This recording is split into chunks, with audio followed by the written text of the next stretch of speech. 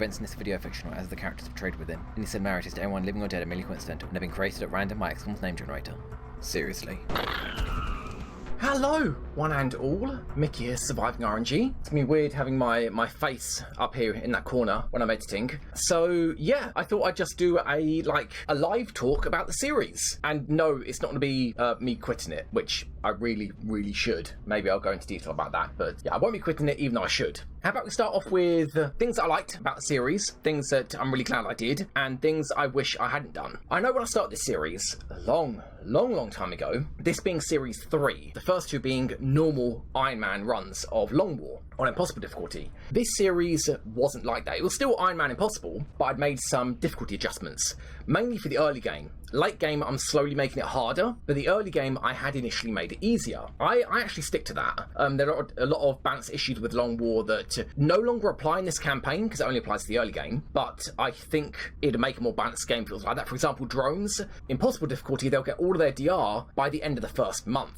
How you counteract flying units is by using high accuracy weapons like carbines, but carbines deal less damage, so they're not going to actually get through the armor of drones that have ranked up, have leveled up by the end of the first month. So the counter to drones is carbines, which is countered by the armor that they get. Stuff like that. And like Seekers having DR, that has never made sense to me. But the thing that put a lot of people off, that kind of killed the series and by extension the channel to a degree, because the channel was, I mean, it burst to like 2,000 subscribers within less than 6 months, like 3 months or so, helped by Long War, that one of the videos was featured on their chat, on their page on the Nexus, was the fact.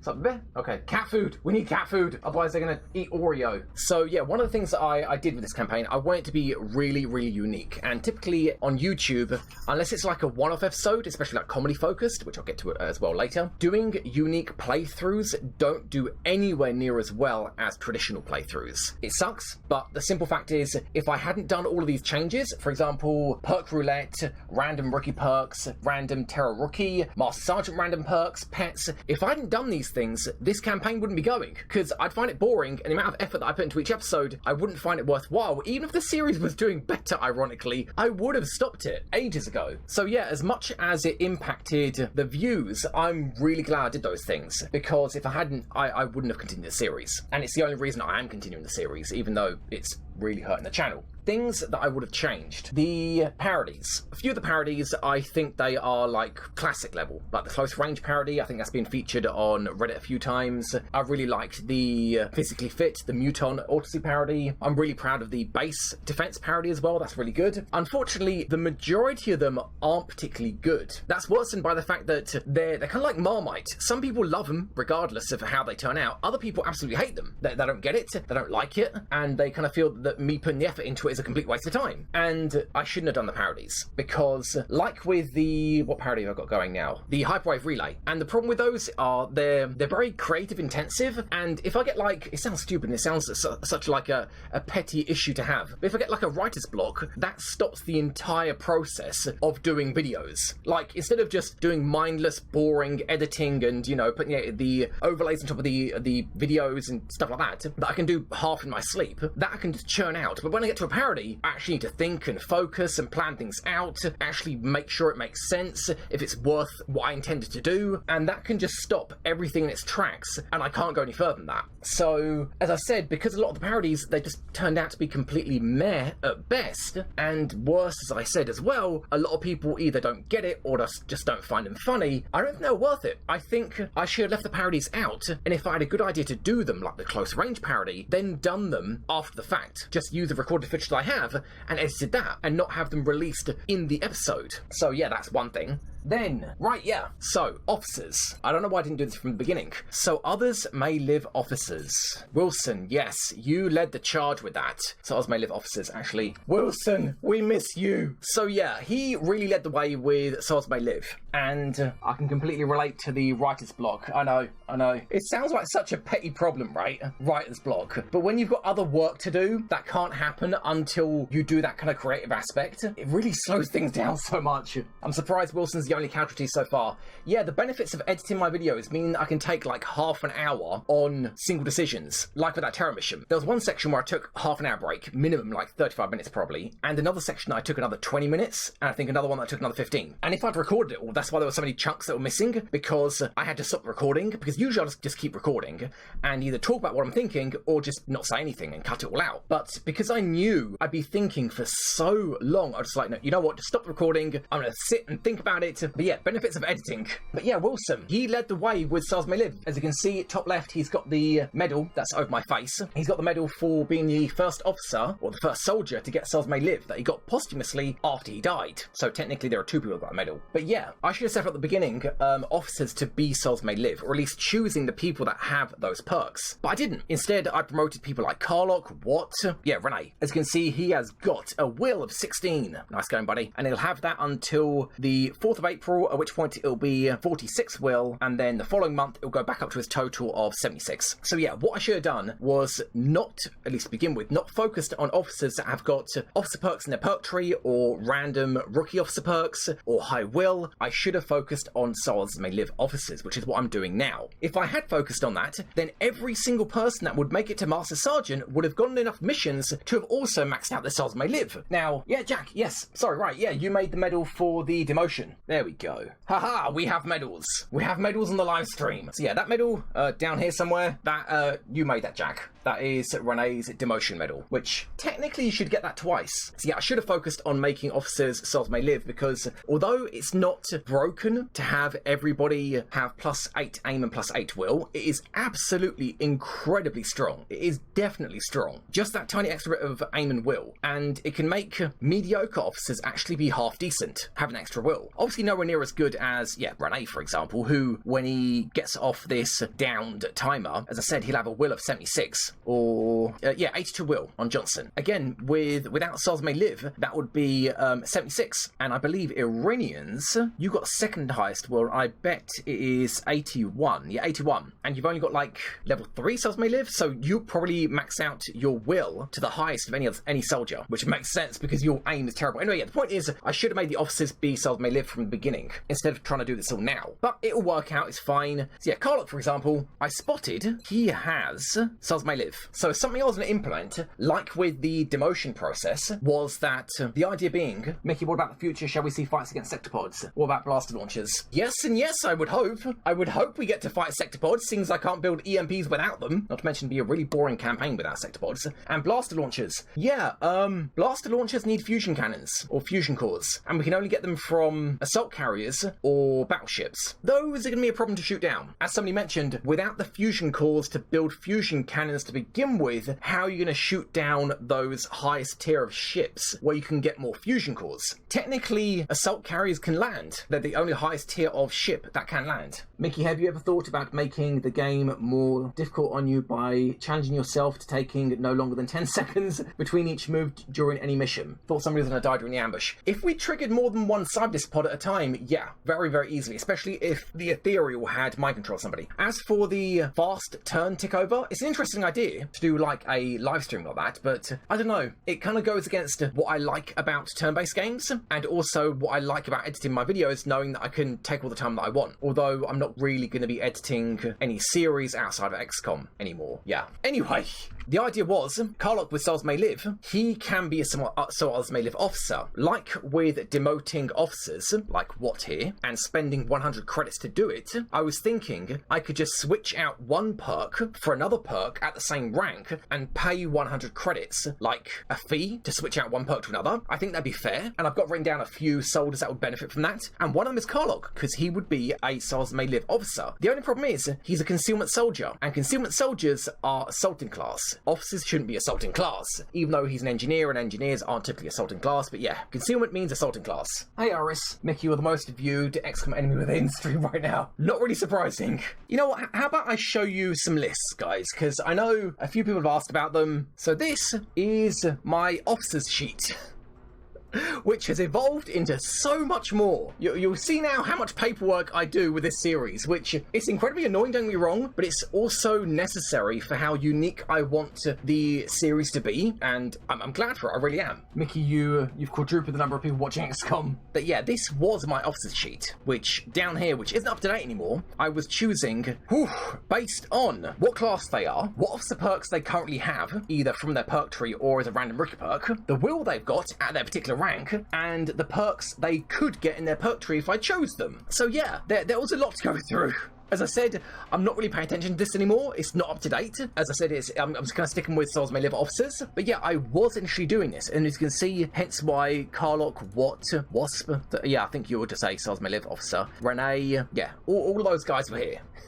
Yeah, the biggest and strongest enemy of XCOM, bureaucracy. Oh my god, XCOM the Bureau. They knew all along. So yeah, this officer sheet kind of evolved into something else, which is now psi abilities, or in particular, soldiers that already have psi abilities. And as I've said in the series, if they've already got a psi ability, I'm not going to stop them from getting an adjacent psi ability of that same rank. Say if they get one as a random rookie perk, or in their perk tree, it shouldn't prevent them from getting a psi ability at that same rank. So if they got Mind Fray, then they can get neural feedback or regen biofield. So here I've got everybody that has got a psi ability already outside of training psi, because I need to keep that in mind, because they could be eligible to train for psi, but it won't show me because they're already at that particular rank of psi. Like in their perk tree, if they've got a perk already at the rank they're going to level up to and they level up, the game won't tell me about it. So yeah, that's all of this here. These are all the people that have got psi abilities already. Was it Misha? Oh, you got mind control. You're not the only person that's got mind control, because Van Dorn's got it, he's not on this list because he's an officer, so he can't train psi. Yeah,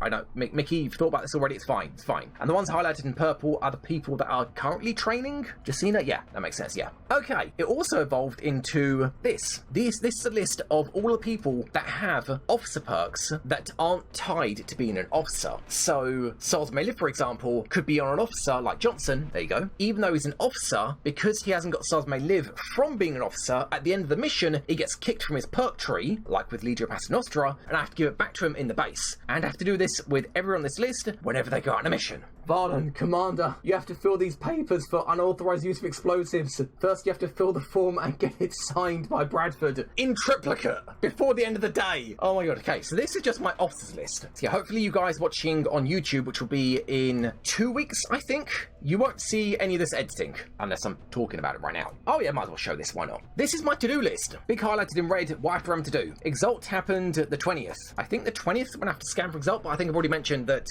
when Walken finishes his fatigue, I'm just scan again, because there's currently 2 cells going active at the same time.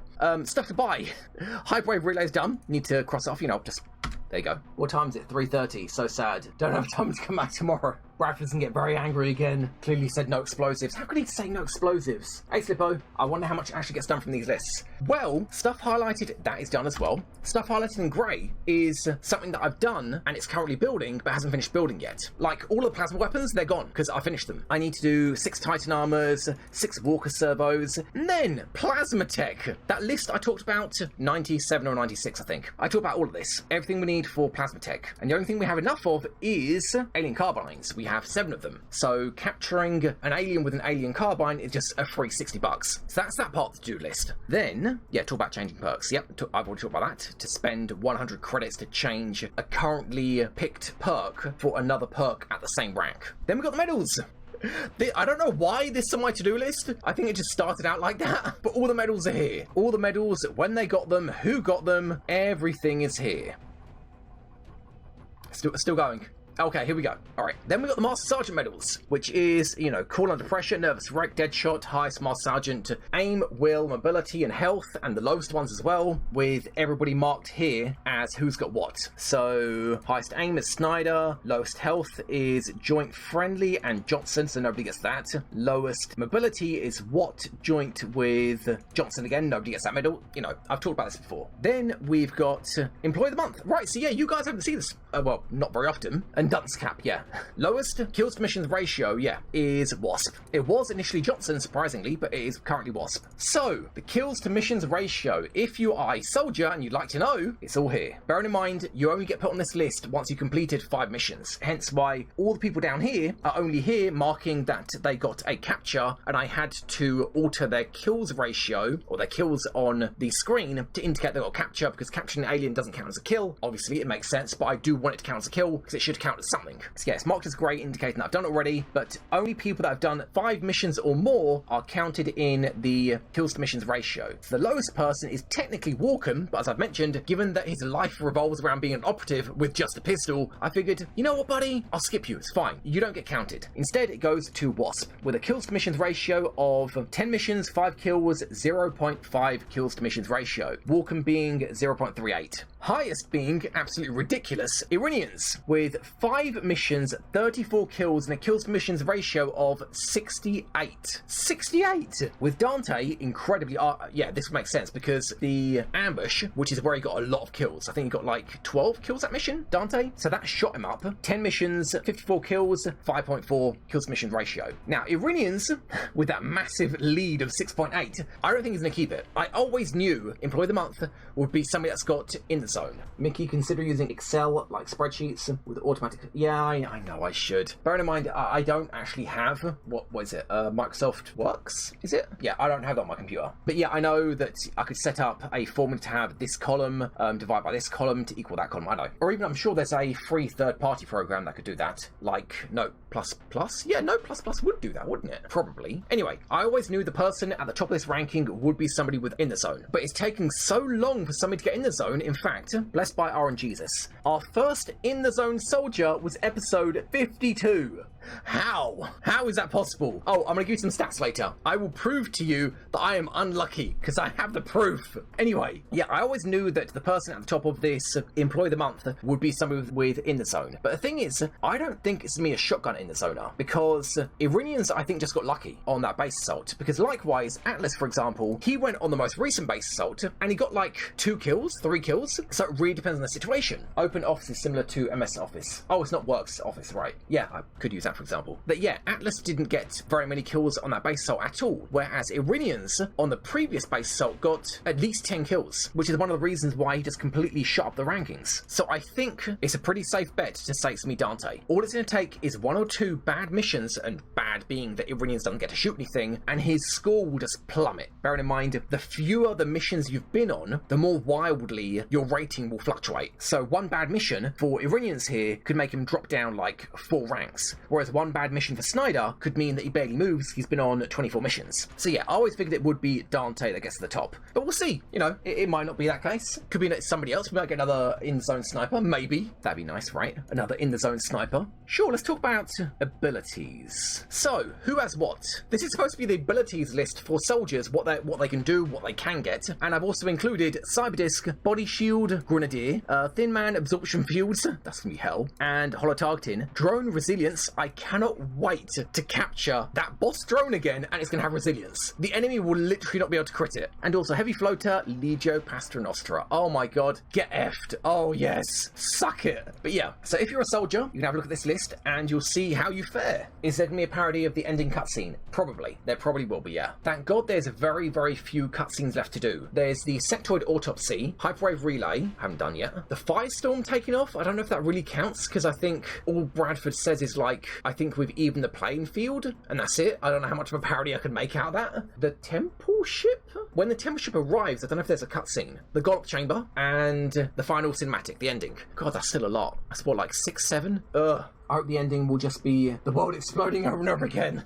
You know, I actually like, one of the few things I liked about XCOM 2, a alternate universe, right? They did the whole story of, oh, you know, XCOM lost, and this is what would happen in the future where the aliens took over. But the thing is, if they're doing alternate timelines, alternate universes, they could have just done an alternate universe where the aliens invaded at a different time. They could have invaded 20 years ago, where we had technology from, like, well, I guess 20 years ago would be when they invaded XCOM 1, wasn't it? Well, no, they invaded 2012 in XCOM 1 because that's when it came out. But yeah, the point is it would be the same technology. But yeah, if they invaded like the 1970s and the war could go on a faster scale and technology would increase more quickly, so you'd use technology from the 70s and 80s and 90s, so on and so on. That would have been a good idea to do, but I've just never really been a fan of that kind of pseudo-futuristic world because it doesn't feel like Earth. It's like with Fallout, all the cars everywhere, all the buildings, it doesn't feel like Earth. It makes me feel really detached from the game. Anyway, the abilities list. What does it all mean?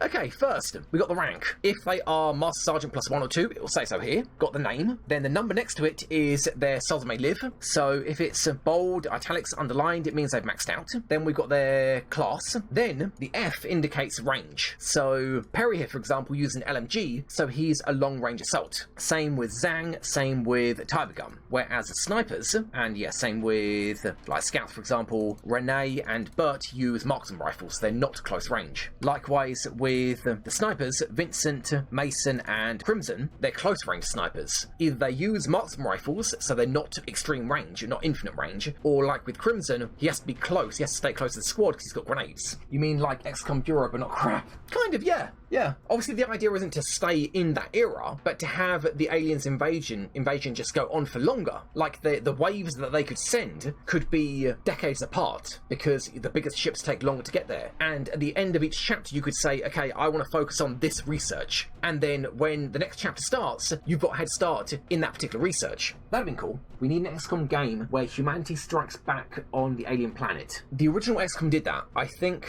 either the final mission or the last series of missions, you were on the aliens planet, and I don't like it. It's the same reason why I don't like XCOM, what's it called? Enemy from the Deep? What's the squid XCOM called? Not Phoenix Point.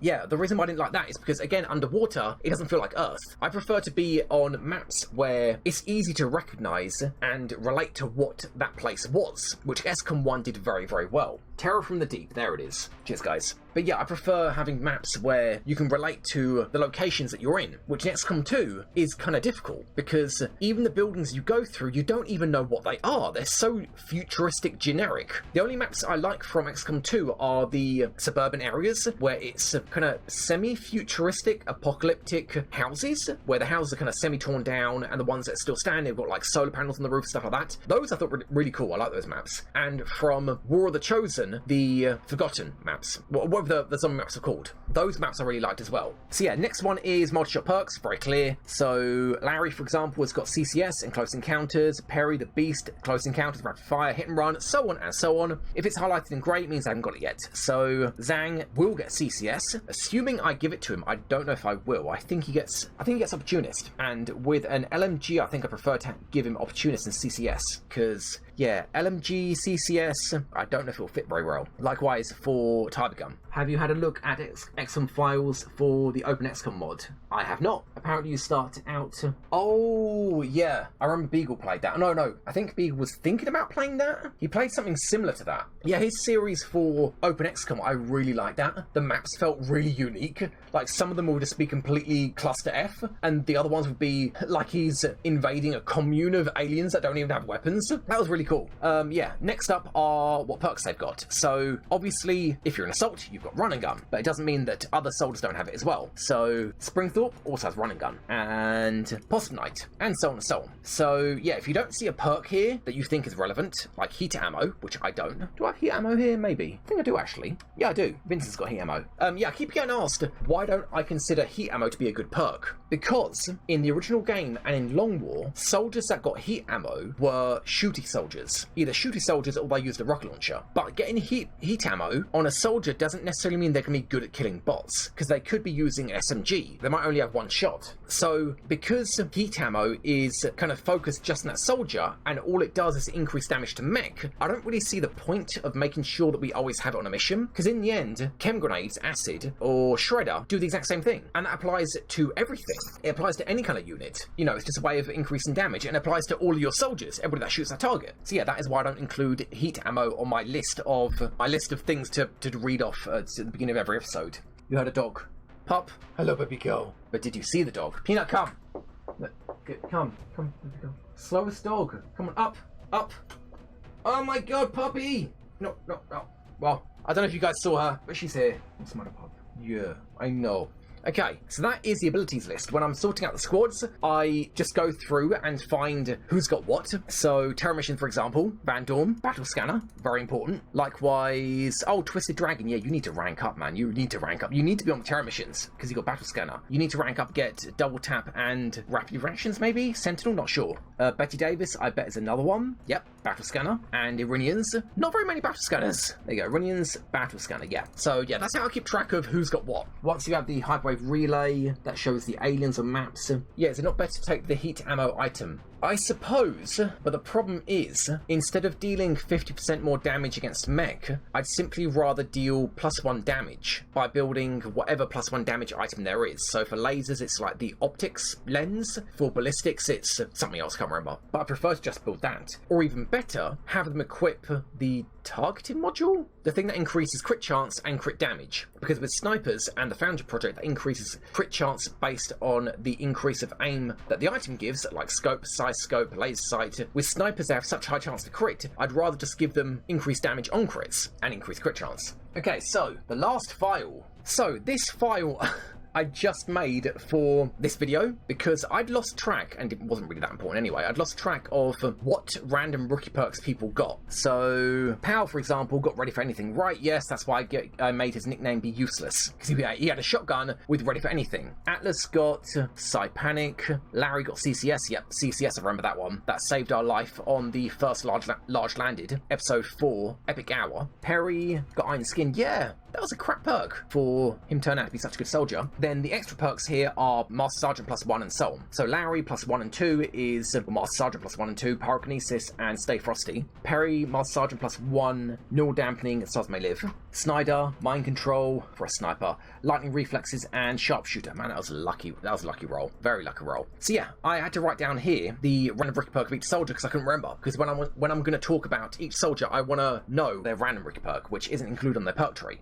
And also a little indicator here marking what soldiers are worth considering changing one perk out for another at the cost of 100 credits. So yeah, how do I know that I've been unlucky, besides only getting In the Zone episode 52? Alright, so I did some maths, some statistics here. There are 107 usable perks in XCOM. Usable in the sense that not only can the soldiers use them, obviously, but they need to be allowed to use them as a given perk. So the officer perks, Band of Warriors, and Fortunatus Una don't work unless they get it from being an officer. That's what I mean by usable perks. So let's talk about the officer perks. There are 8 usable officer perks in the game, not including those 2 perks. 107 possible perks that soldiers can get, and we have rolled 91 random rookie perks and Master Sergeant +1, 2 or 3 perks. So on average, that should mean we should have rolled a total of 6.8 officer perks. All this bearing in mind, officer perks aren't very good. Sure, you could say combined arms +1 damage is not terrible. It's actually not bad at all. Stars May Live are very useful for officers, but in general, officer perks, they're not good perks. They're a way of diluting the perk roulette pool so it's not overpowered, because perk roulette,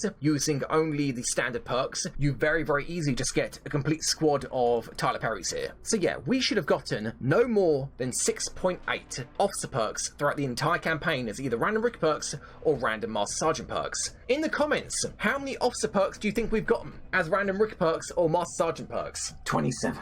If you had to rate the best and worst random rookie perks that you've gotten, what would they be? Best ones have got to be multi-shot perks, easily, of which we'll get to that in a second.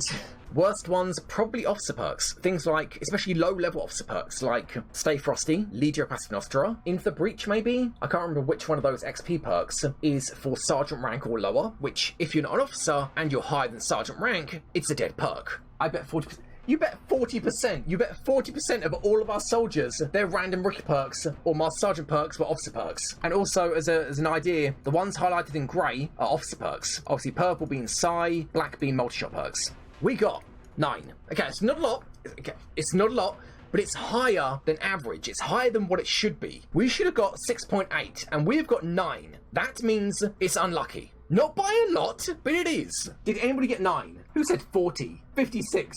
Yeah, 56 of our 91 rookies got it as their random rookie perk. Chronic, you won. Really? 10%. Yeah, you actually did win. Well done. You actually won 10%. God, it is 10%. 10% of our soldiers got either a random rookie perk or a random Master Sergeant perk that was an officer perk. God, that makes it sound even worse. Hey, speaking of aliens, they saw a green fireball over Australia a few hours ago. That, I believe, is the phenomenon known as ball lightning. Obviously never seen it, but it's been reported a lot. People don't really know what caused it. It's seemingly harmless balls of what look like lightning that just dissipate. That's cool though. If they've got videos of it, I'll have a look at it. So XCOM's made up of 10% failed military officers. Alright, let's move on to multi-shot perks, shall we? So, as I said, 107 possible perks, 9 of them are multi-shot perks. Bearing in mind, CCS is arguably not very good, especially on a sniper, obviously, or LMG, hell, even just a rifle, not very good for CCS, although Franny would disagree. Having said that, that may have been the first time he's used CCS, possibly. So yeah, 9 out of 107 possible perks are multi-shot perks. That means 8.41%, so we should, in theory, have 7.65 of our random rookie perks or random Master Sergeant perks be multi-shot perks. Spoiler, it's not far off, but we are unlucky. Who wants to guess? Hey, you ever going to finish Half-Life Alyx? Yes, I will. Sorry it's taking so long. Well, first being sick with the C virus, then I got nothing. I should do it. I should really do it. I should really get back into streaming. I'm just kind of anxious about it. And especially with VR, I really wasn't happy with the performance of Half-Life Alyx, or mainly my computer. And when it comes to normal streaming like Deus Ex and other games I want to play, because of my eyesight and how I've got the camera set up, which is the only way I can think of setting it up, even though like this, it's fine, I don't play like this. I play like this. So all you get is forehead cam. And even if it's aimed downwards, it's still not really great. I mean, I suppose it's better than nothing. But yeah, I will be continuing Half-Life Alyx. I'll be finishing it. I apologise that A, it's taken so long, and B, the performance is crap. That first stream that I did, I should have scrapped it and start over. It was so bad. So yeah, what did we get? We should have gotten 7.65. We got 7. It's not far off. It's not, but statistically, we are unlucky. Mickey's complaining about a 0.65. Other streams were good. Oh, cheers. I assume you're talking about me and not other streamers. Off topic, would you tell us about your experience with the C virus? I've been considering doing a video about it, but I will probably not. So yeah, sure. For me, it's the most sick that I've been in my adult life. It was basically like a flu, but the difference is with a flu, you peak at your worst and then go back to normal very, very quickly. That worst part of a flu only lasts for a day or two. But the thing with the C virus is it lasts for about a week and a half, and that's when you get into trouble. And I had the paramedics tell me as much. Yeah, I called the paramedics. Long story. Maybe I'll tell it, it's actually quite funny. The issue isn't how bad it is, it's how long it lasts. It just feels like a normal flu. It feels absolutely awful. But after a week and a half of having an incredibly high fever, sweating non-stop, trying to drink as much water as you can, taking more paracetamol than is really healthy because you should only take 2 tablets every 4 hours, but only 8 tablets a day. Meaning after your last set of tablets, you need to sleep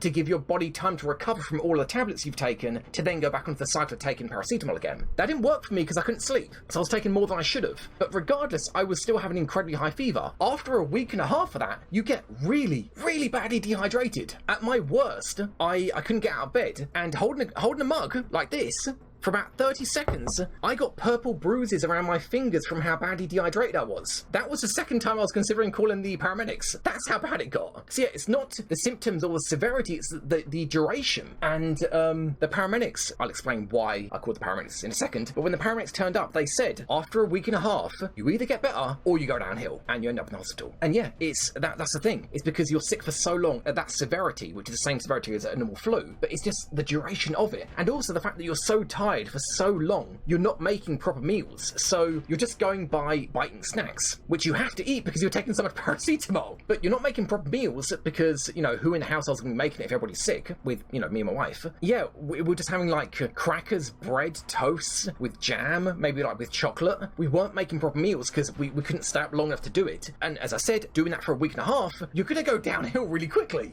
A funny story, right, okay, so I was in contact with my friends while I was sick, keeping them up to date. That only went for so long because when things went really downhill, I was like, you know what, I don't want to talk about it anymore. I don't want to give you like a daily update. I was just like, yeah, you know what, I'll just get back to you either when I'm better or because I'm dead and somebody's told you already. So one of my friends said the father of a friend of his went to the hospital because he had it, and the doctors there told him, do breathing exercises, and he went back home and he was dead the following night. And that really freaked me out, understandably. I am quite a hypochondriac, and also I apologise if you guys watch it on YouTube and you just want to know about the XCOM series. I hate it when YouTubers or streamers talk about something other than the game that they're playing. But as I said, I'm not going to do a video about having the C virus, so I'll talk about it now. But yeah, I'm a hypochondriac, I am. But I try to be reasonable about it. I was like, you know what, I'm paying attention to how I feel. I'm not going to do anything extreme. I'm just going to take everything calm. I'm going to try eat and drink as much as I can. But after an hour, my chest, my heart, my lungs, like my rib cage, was hurting. It was sore. And when you got the flu, everything hurts. Like sitting down, your butt will hurt after an hour. A couple of days sitting in bed, my back hurt, my butt hurt. Everything, anything you put your weight onto, like even sit in the chair like this with my elbow on the table, my elbow would hurt. Just everything hurts that you put pressure on. But yeah, after an hour or so, my entire abdomen hurt. Chest, ribs, lungs, heart, everything was sore. And I was like, that's not good. But you know what? I'm a hypochondriac. I'm going to keep it under control, chill. So I'm lying in bed. 4 hours later, it still hurts. And I'm thinking, this isn't good. If I go to sleep, am I really going to wake up? So I woke up my wife and I was like, I've been in pain for like 5 hours. And it's like, the vital parts that you can't survive for more than a couple of minutes.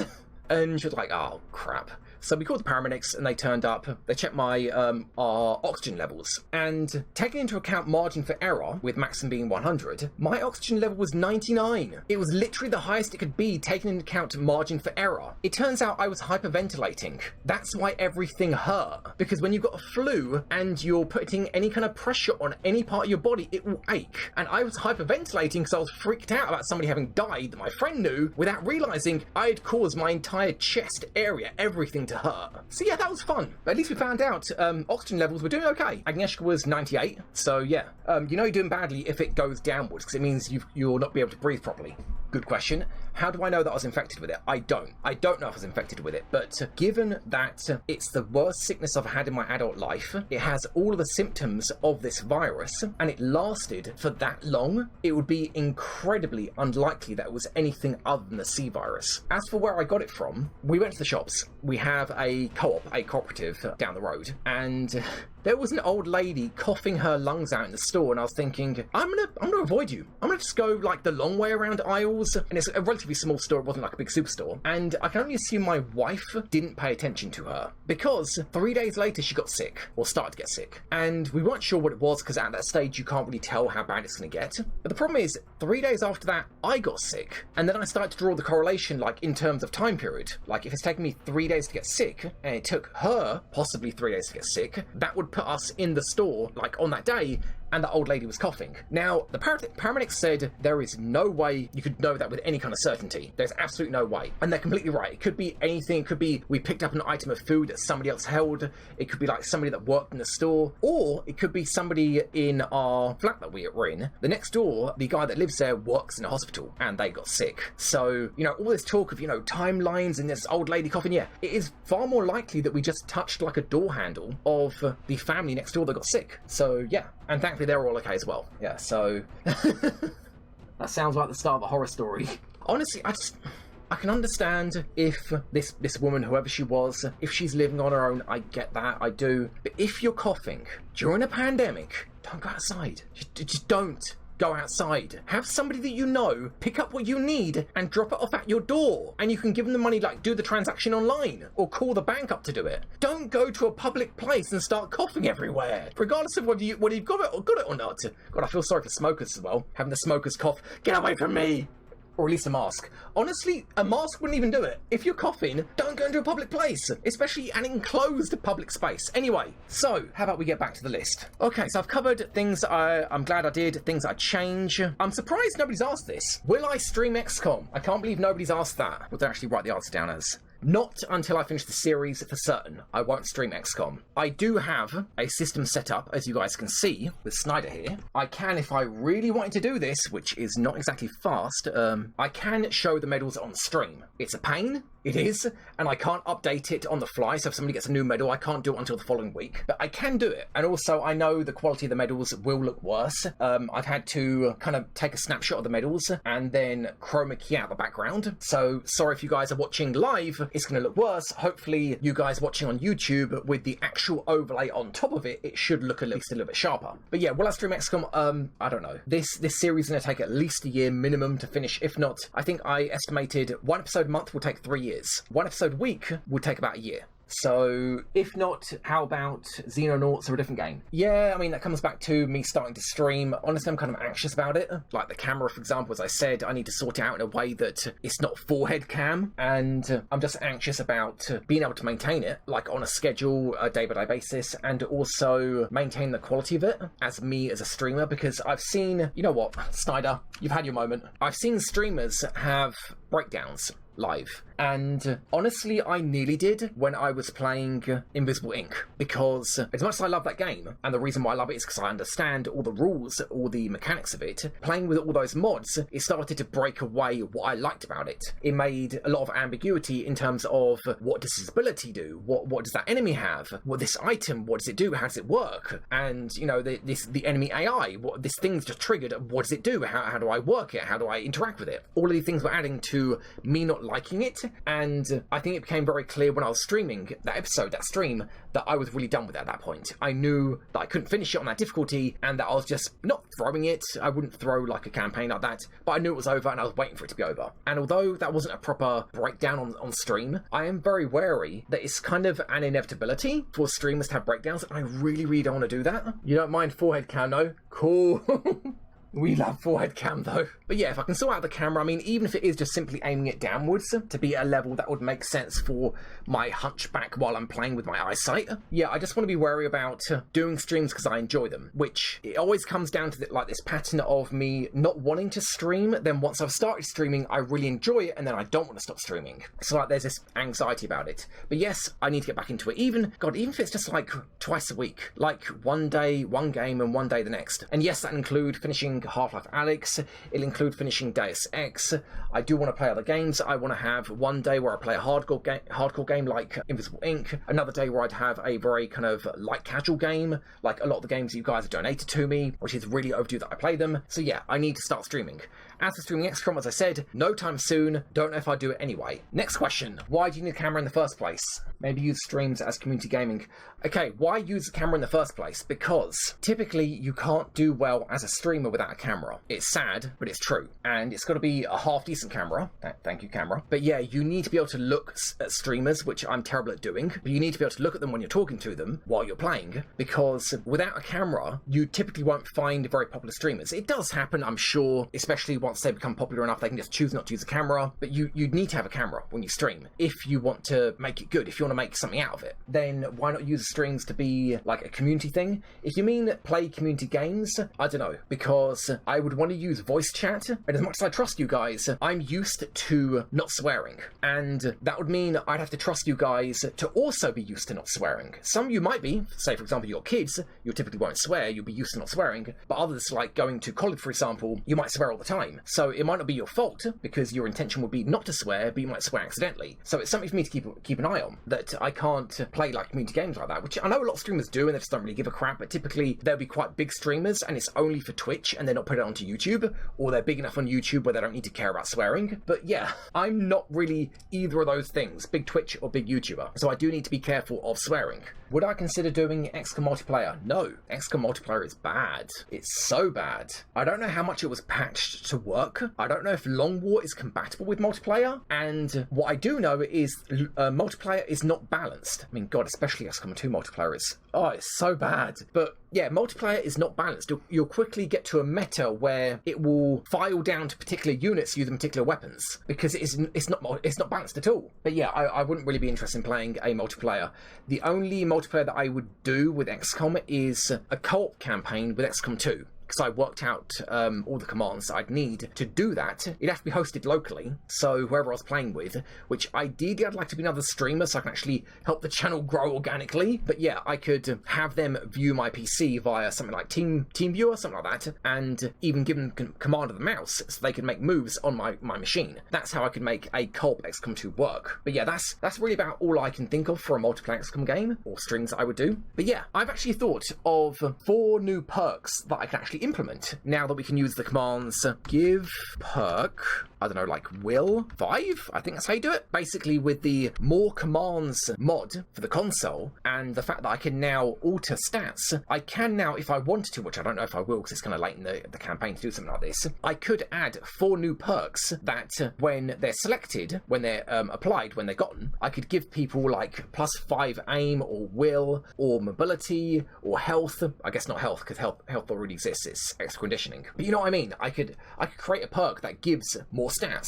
But yeah, I don't know if I do that. I really wish I knew of a way to make all the aliens perks usable by all the soldiers, man. I really wish I could do that. God, it'd be so cool to give a soldier bull rush or flight or cloak. Like, sure, it's not going to be balanced, but RNG balances all.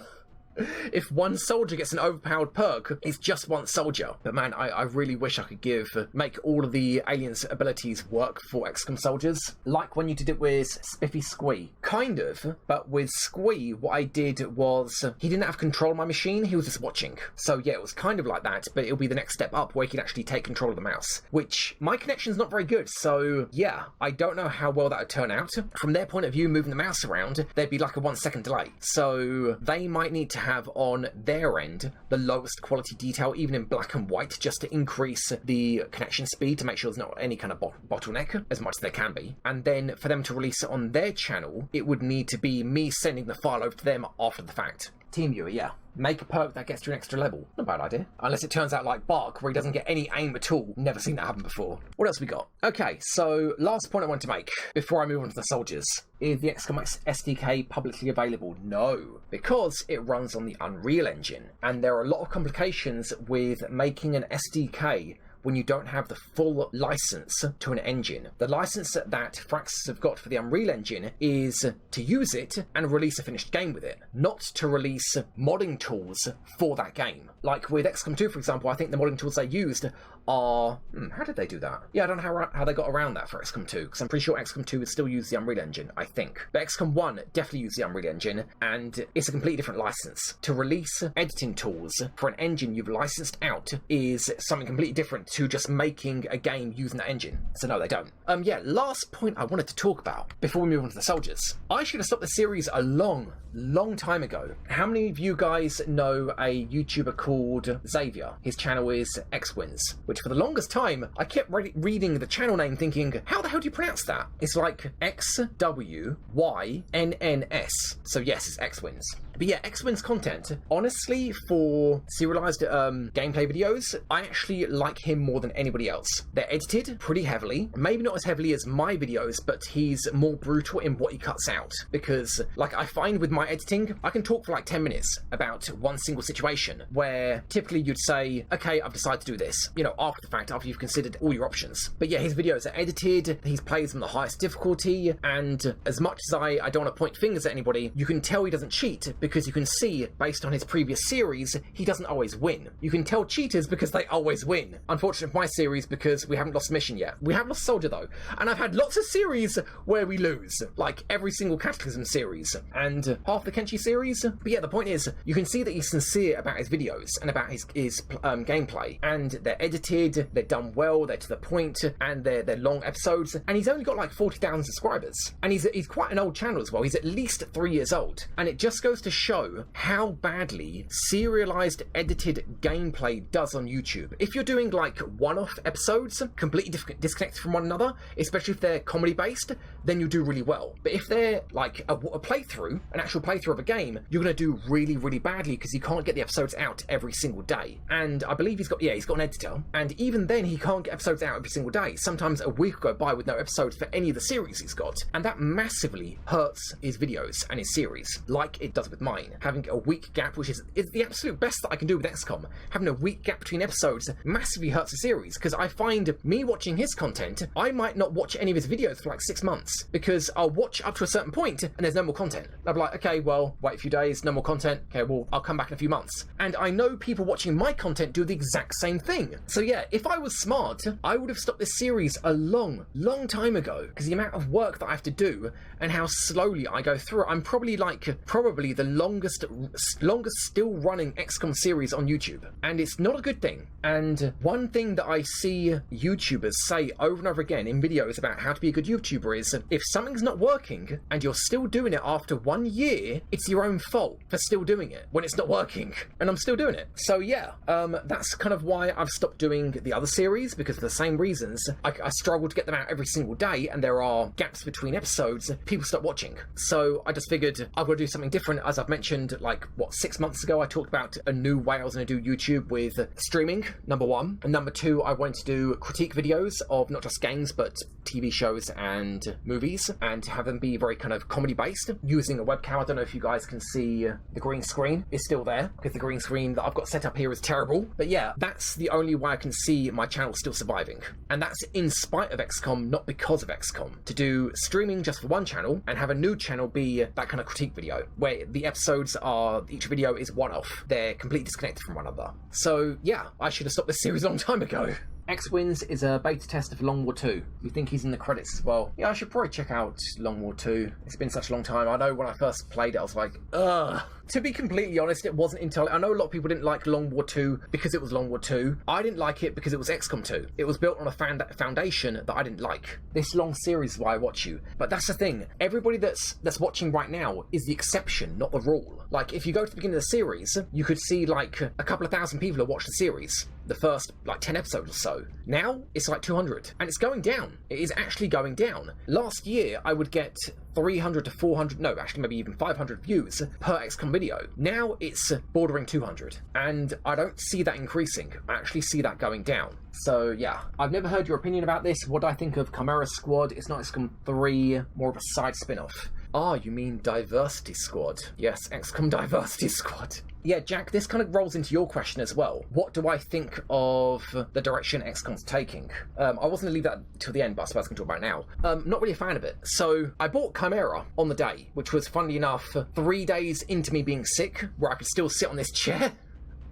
Before I was bedridden, when I had the C virus, and obviously I couldn't play at the time. Instead, I watched, I think, Christopher Odd play it, and after the first chapter, because the game's split up into 3 chapters, because you're facing off against 3 factions, and you can choose which faction to take on first. When you defeat them, you move on to the next faction, then the next one, and then you finish the game. And in that sense, it's broken up to 3 chapters. After watching the first chapter of his series, I found it boring. Like, it's novel, it is, everything about it. The fact that it's close quarters, there's no sniping exploits, there's lots of melee, there's capturing aliens, which is completely beyond me why they removed that from XCOM 2. There's a different kind of turn system. It does feel very novel, and the characters are unique. But the problem is, and I knew this at the time, I knew when I saw videos of this and what I heard about it, I knew it wouldn't have a good lifespan. I knew people would get bored of it, and they did. Like, after watching that first chapter, I thought, you know what, I'm going to watch Beagle play. I haven't seen him play a game in quite a long time, but I just don't have the time for it. I started watching his stream. After 2 hours, I stopped watching. I just find the game boring. It's novel, but when that novelty wears off, there's just not enough there. And it's kind of a shame, but yeah, that's what I think about it. So yeah, what do I feel about the direction of XCOM? Granted, I remember, Jack, when you asked this in the Discord, I was like, well, that's kind of outside the scope of what I want to talk about for this episode. Yeah, how's that scope going for this episode, Mickey? I've talked about the C virus, I've talked about haven't streaming yet, talked about Chimera Squad, so yeah, I might as well just talk about it. How do I feel about the direction of XCOM? Not great. They are focusing more and more on smaller scale engagements, and you could say Chimera Squad is just a side project. What do I think of Darkest Dungeon? Don't like it. Really don't like it. Too much RNG. XCOM just needs some complexity back. Yes it does. So yeah, they're focusing more on smaller and smaller engagements, and you could say Chimera Squad was just a spin-off, but if it was successful, it wouldn't just be a spin-off. they'd make a Chimera Squad 2 before they made an XCOM 3 if Chimera Squad was successful. And in fact, I'm pretty sure they knew it wouldn't be successful for hardcore XCOM fans, hence they released it at a cheaper price. I think that's why they did that. And good on them, very good on them. I'm glad a dev can see, you know what, maybe this isn't going to be received very well, let's do it for a cheaper price. But even with XCOM 2, the original XCOM, OG XCOM, its basis, its foundation was complexity and difficulty. Now, you might say there's no room for that if you want to have a broader market, if you want to get more casual fans. Sure, to a degree, but number one, you will lose out on your hardcore fans, the fans that actually buy every game in the series, if you do that. And the second thing is, you could say that about Dark Souls. Dark Souls didn't lose its difficulty with its sequels. I mean, you could argue potentially it might have, but it kept that. That was its selling point. That was the whole point of Dark Souls. It was a difficult game. That's why it was good. But now they're making XCOM without the complexity and without the difficulty. And it begs the question, why? Like, they can make a game for casuals and a game for hardcore fans.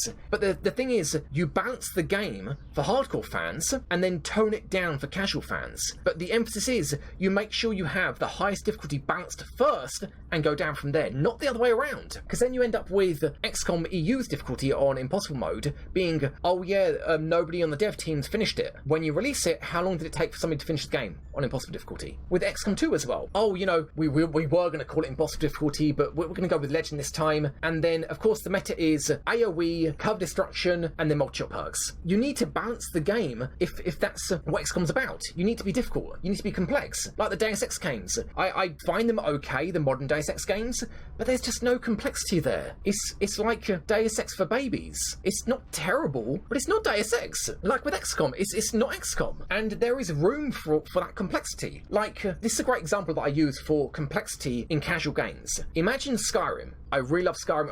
Honestly, it's one of my top 10 games of all time, just for the world that you can live in and explore. And the argument I've always made for Skyrim is, why couldn't it have had Dark Souls combat? Think about it. Parries, riposts, shield breaks, plunging attacks. Why couldn't it have had all of that stuff and stability ratings, except on the low difficulties for casual players, all of those stats, all of those ratings become less impactful. You don't need to parry and riposte. You don't need to get backstabs. You don't need to worry about the stability of your armor compared to the enemy weapons that they're using, because it's just less effective on you as a player. So why not have that complexity, so that people on the highest levels will have more to sink their teeth into, have a higher skill ceiling, while the people on the lower levels can just play however they want. Or even better, they can play it and then see, wow, I can see what they're going for here. Maybe I'll increase the difficulty and actually take advantage of these systems that are in place and get more out of the game. So yeah, that's the argument I make for complexity video games, which I wish they'd focus more on in XCOM, because I don't like the direction they're taking. It being,